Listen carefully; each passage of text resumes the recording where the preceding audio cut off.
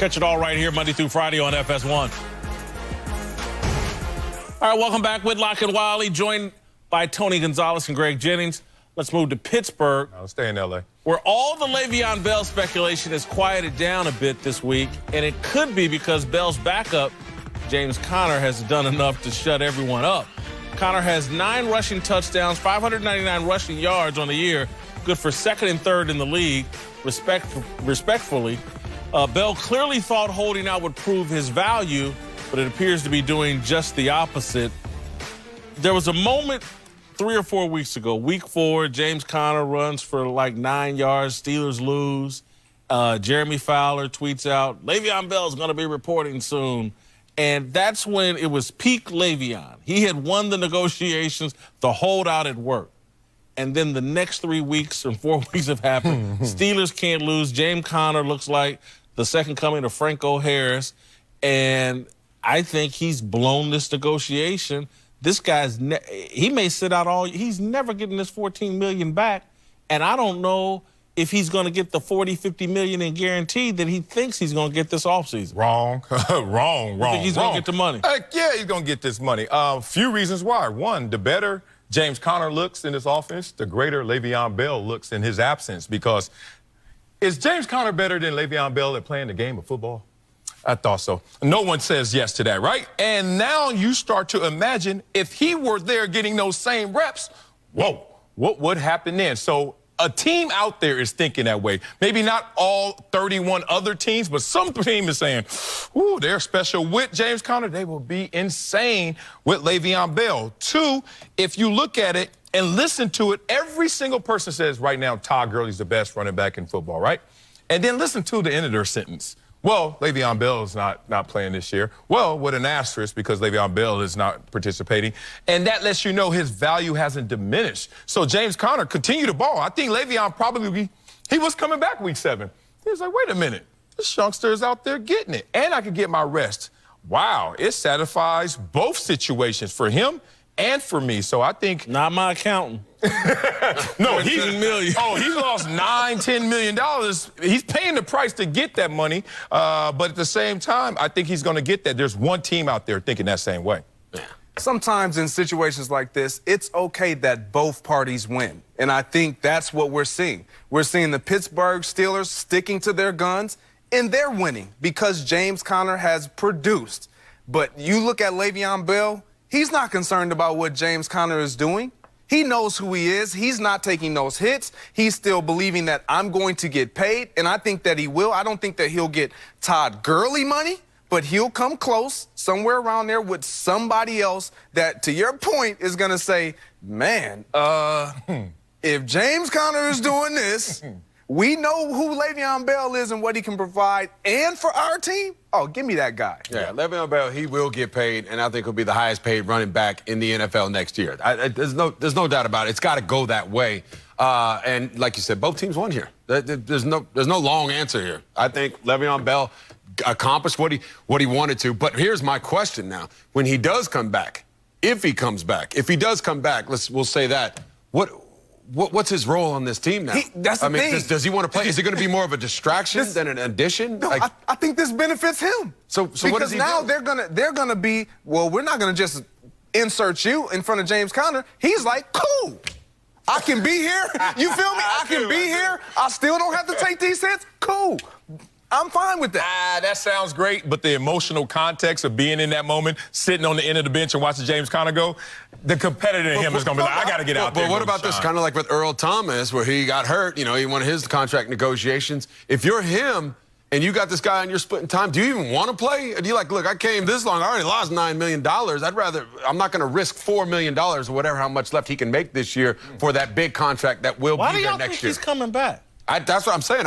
If I were him, I probably wouldn't even come back at this point. Just to get the accrued season. I mean, whatever that does for you, you have to come back for that accrued season. Now, we're in that 2-week window where, okay, we have your rights if you signed a tender, and then going forward, we got 2 weeks to have you on our roster, unpaid, and then after that, I think he shows up. And he's better than James Conner, so it will be his own volition if he sits behind Conner, or if he wants to flex and say, I'll take a little risk, for the team in a Super Bowl run and go out I there think and that play. would be silly of him. Exactly. It would. It would. If he's done this already to this extent, in this degree, Yeah. I will come back.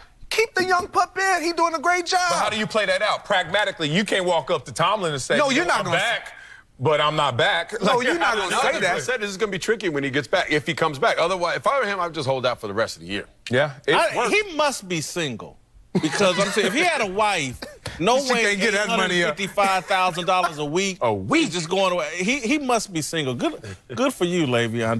Do what you feel. All right, to London, where the Jaguars dropped to 3-5 with a loss to the Eagles Sunday. But Philly wasn't Jacksonville's only opponent across the pond, with 4 Jags defensive backs getting arrested early Saturday morning after skipping out on a $64,000 tab at a nightclub. Reportedly, the players thought their drinks were on the house and ended up spending 9 hours in custody after things got physical between them and club security.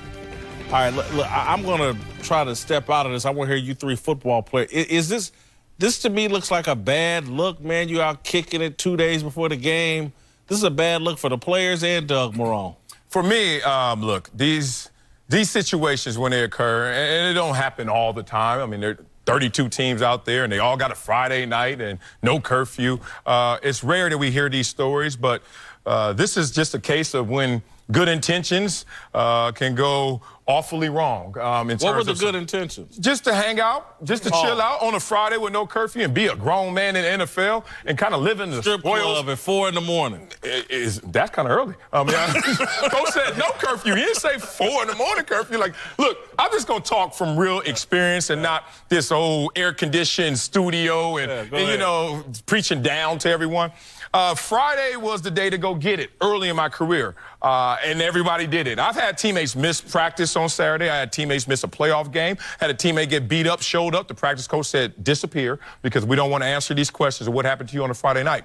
Then the medical evidence came out and showed, follow me here, that the night before is not the most important night of rest. It said 2 nights before, because if you mess up the night before, your body can run off adrenaline and you can just pull the all-nighter and get it. It said the night before. So then in the league, my latter years, we pushed it back to Thursday. Thursday was the night to go get it. Friday, chill out. Saturday, obviously, you got curfew. So I'm not going to go too hard on these cats because this is a normal activity in the NFL.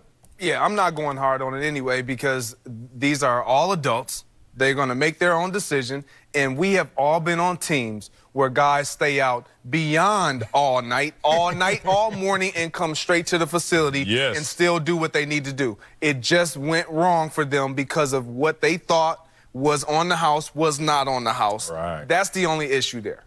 You know, when I played for the Kansas City Chiefs, we had Herman Edwards, and he's back. I'm going to teach you like a man. I'm going to treat you like a man. And I remember as a teammate, I was like, you can't do that with some of these guys because they don't know how to respond. They don't know how to have self-regulate.